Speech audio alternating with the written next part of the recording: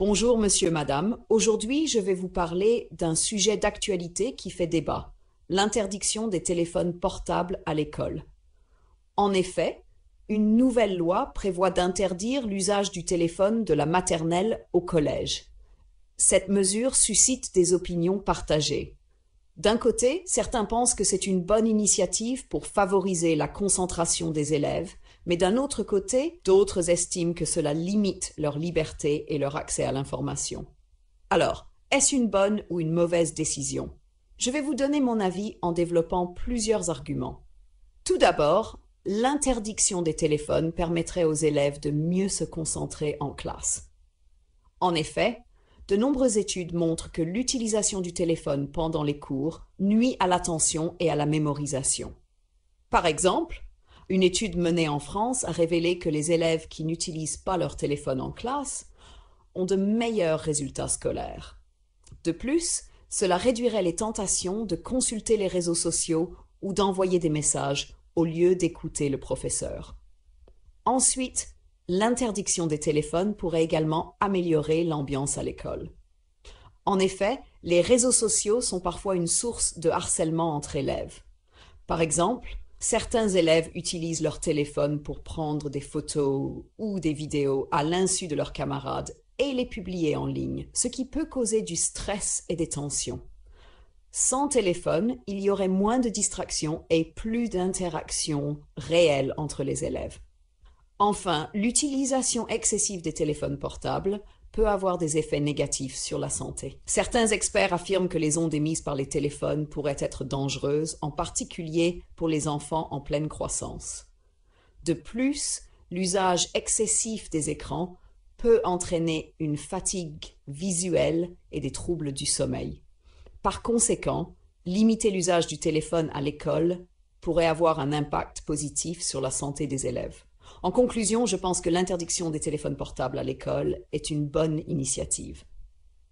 Elle permet d'améliorer la concentration, de réduire les conflits et de protéger la santé des élèves. Cependant, il serait peut-être préférable d'autoriser leur utilisation uniquement pendant les pauses, afin que les élèves puissent tout de même rester en contact avec leur famille si nécessaire. Voilà, j'ai terminé mon exposé et je suis prêt à répondre à vos questions. Félicitations! Maintenant, j'ai quelques questions à vous poser et nous allons en discuter ensemble. Ne pensez-vous pas que le téléphone portable peut être un outil éducatif utile en classe? Oui, c'est vrai que certaines applications peuvent être pédagogiques. Cependant, je pense que les élèves risquent d'être plus tentés par les réseaux sociaux que par des applications éducatives. Il vaudrait mieux utiliser des tablettes fournies par l'école pour éviter toute distraction. Que pensez-vous des élèves qui doivent contacter leurs parents en cas d'urgence? C'est un point important. Dans ce cas, on pourrait permettre l'usage des téléphones uniquement pendant les pauses ou mettre en place un système où les élèves peuvent demander l'autorisation d'appeler en cas d'urgence. Les téléphones sont souvent utilisés pour prendre des notes ou faire des recherches.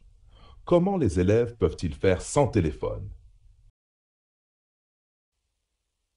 Les écoles pourraient fournir des ordinateurs ou des tablettes en classe pour effectuer des recherches. De plus, prendre des notes à la main est souvent plus efficace pour la mémorisation. Pensez-vous que cette interdiction sera respectée par tous les élèves? Il y aura sûrement des élèves qui essayeront d'utiliser leur téléphone en cachette. Cependant, avec des règles claires et des sanctions adaptées, la majorité respectera l'interdiction.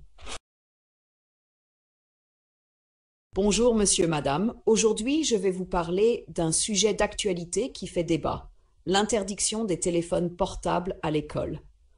En effet, une nouvelle loi prévoit d'interdire l'usage du téléphone de la maternelle au collège.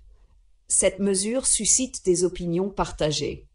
D'un côté, certains pensent que c'est une bonne initiative pour favoriser la concentration des élèves, mais d'un autre côté, d'autres estiment que cela limite leur liberté et leur accès à l'information. Alors, est-ce une bonne ou une mauvaise décision? Je vais vous donner mon avis en développant plusieurs arguments. Tout d'abord, l'interdiction des téléphones permettrait aux élèves de mieux se concentrer en classe. En effet, de nombreuses études montrent que l'utilisation du téléphone pendant les cours nuit à l'attention et à la mémorisation. Par exemple, une étude menée en France a révélé que les élèves qui n'utilisent pas leur téléphone en classe ont de meilleurs résultats scolaires. De plus, cela réduirait les tentations de consulter les réseaux sociaux ou d'envoyer des messages au lieu d'écouter le professeur. Ensuite, l'interdiction des téléphones pourrait également améliorer l'ambiance à l'école. En effet, les réseaux sociaux sont parfois une source de harcèlement entre élèves. Par exemple, certains élèves utilisent leur téléphone pour prendre des photos ou des vidéos à l'insu de leurs camarades et les publier en ligne, ce qui peut causer du stress et des tensions. Sans téléphone, il y aurait moins de distractions et plus d'interactions réelles entre les élèves. Enfin, l'utilisation excessive des téléphones portables peut avoir des effets négatifs sur la santé. Certains experts affirment que les ondes émises par les téléphones pourraient être dangereuses, en particulier pour les enfants en pleine croissance. De plus, l'usage excessif des écrans peut entraîner une fatigue visuelle et des troubles du sommeil. Par conséquent, limiter l'usage du téléphone à l'école pourrait avoir un impact positif sur la santé des élèves. En conclusion, je pense que l'interdiction des téléphones portables à l'école est une bonne initiative. Elle permet d'améliorer la concentration, de réduire les conflits et de protéger la santé des élèves. Cependant, il serait peut-être préférable d'autoriser leur utilisation uniquement pendant les pauses, afin que les élèves puissent tout de même rester en contact avec leur famille si nécessaire. Voilà, j'ai terminé mon exposé et je suis prêt à répondre à vos questions.